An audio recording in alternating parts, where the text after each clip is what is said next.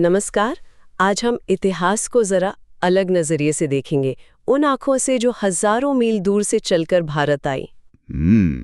और उन्होंने यहाँ जो देखा समझा उसे अपनी डायरी में, अपनी किताबों में लिखा।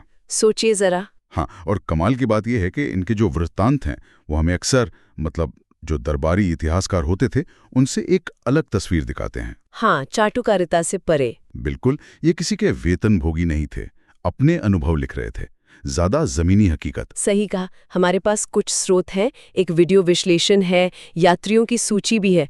तो कोशिश रहेगी कि इनसे मध्यकालीन भारत की राजनीति, समाज, संस्कृति, इन सब की एक झलक निकालें। हाँ बिल्कुल, आज हम इसी पर बात करेंगे कि ये यात्री कौन थे, अच्छा कहाँ से आए थे, किसके शासनकाल में आए और उन्होंने क्या खास लिखा। तो चलिए शुरू करते हैं। चलिए। सबसे पहले बहुत पीछे चलते हैं, ईसा से भी पहले, लगभग 300 ईसा पूर्व। मेगास्थनीज। हाँ, मेगास्थनीज सेल्यूकस निकेटर के राजदूत यूनानी थे। और देखिए कैसे सिकंदर के हमले ने अनजाने में ही सही एक रास्ता खोल दिया भारत और यूनान के बीच। हाँ, ये तो है।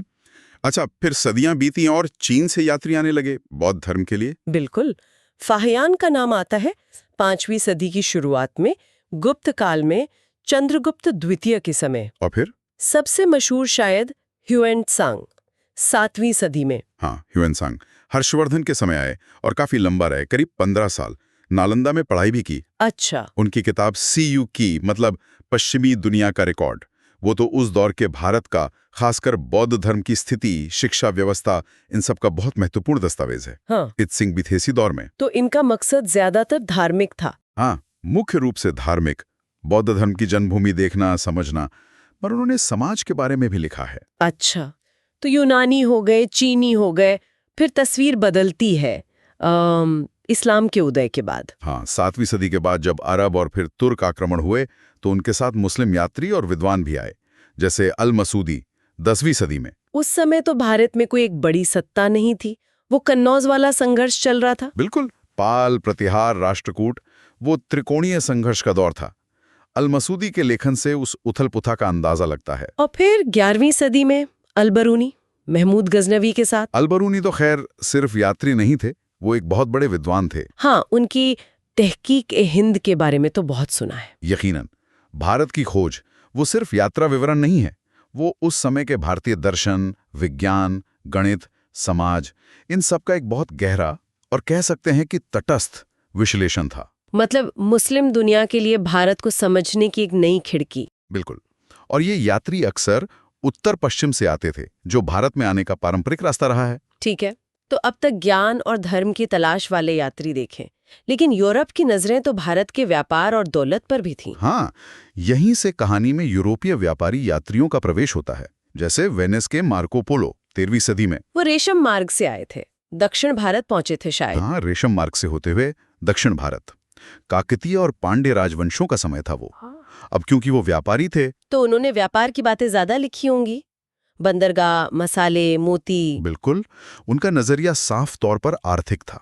फिर 15वीं सदी में निकोलो दे कॉन्टी, इटली से, विजयनगर साम्राज्य। हाँ, और कहते हैं कि उनके विवरणों ने यूरोप में भारत के समुद्री मार्ग की खोज की इच्छा को और बढ़ाया। उसी सदी में फारस से अब्दुल रज़ाक भी विजयनगर आए, देवराय द्वितीय के समय। लेकिन असली मोड़ तो तब आया जब 1498 में वास्को द गामा ने समुद्री रास्ता खोज लिया। हाँ, उसके बाद तो पुर्तगाली यात्रियों की जैसे लाइन लग गए। हाँ। खासकर विजयनगर में कृष्णदेव राय के दरबार में हम्म। डोमिंगो पेस, फर्राओ नूनीज, ये नाम आते हैं। इनके विवरण विजयनगर की शानो शौकत बताते हैं, महानमी जैसे त्योहारों का जिक्र करते हैं। अच्छा, अब मुगल काल पर आते हैं।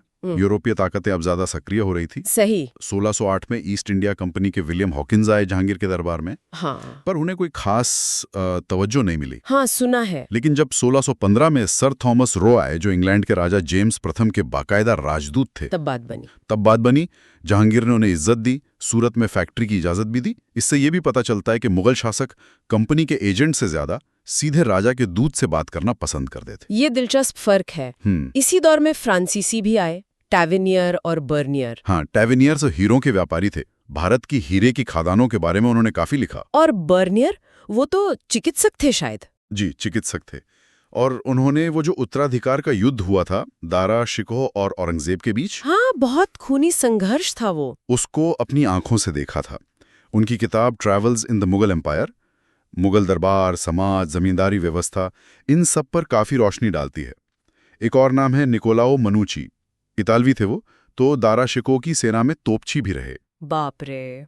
तो कुल मिलाकर देखें तो इन विदेशी यात्रियों के नजरिए से हमें मध्यकालीन भारत की एक अलग ही बहुआयामी तस्वीर मिलती है। हाँ, राजनीति, समाज, अर्थव्यवस्था से लेकर आम लोगों की जिंदगी तक एक बाहरी दृष्टिकोण मिलता है। बेशक, हर विवरण को उसके संदर्भ में देखना जरूरी है। उनके अपने पूर्वाग्रह भी होंगे। बिल्कुल, हर यात्री का अपना मकसद, अपनी समझ थी, लेकिन इन बाहरी नजरियों को जब हम भारतीय स्रोतों के साथ मिलाकर देखते हैं तो इतिहास की एक ज्यादा गहरी और संतुलित समझ बनती है। सही बात है। और जाते जाते श्रोताओं के लिए एक सवाल छोड़ जाते हैं। हाँ, सोचिए, अगर हमें मध्यकालीन भारत का इतिहास सिर्फ इन्हीं बाहरी यात्रियों के लिखे वृत्तांतों से ही जानना होता, तो हमारी समझ कैसी होती? क्या क्या शायद हम कभी जान ही नहीं पाते? ये वाकई सोचने वाली बात है। वैसे इन यात्रियों, उनके देश, समय, शासक और किताबों की एक लिस्ट या तालिका बना लेने से ये सब याद रखने में आसानी होती है। ये अच्छा सुझाव है। चलिए, तो अगली बार फिर मिलेंगे कुछ नई जानकारियों के साथ। जरूर, ज्ञान की खोज जारी रखें।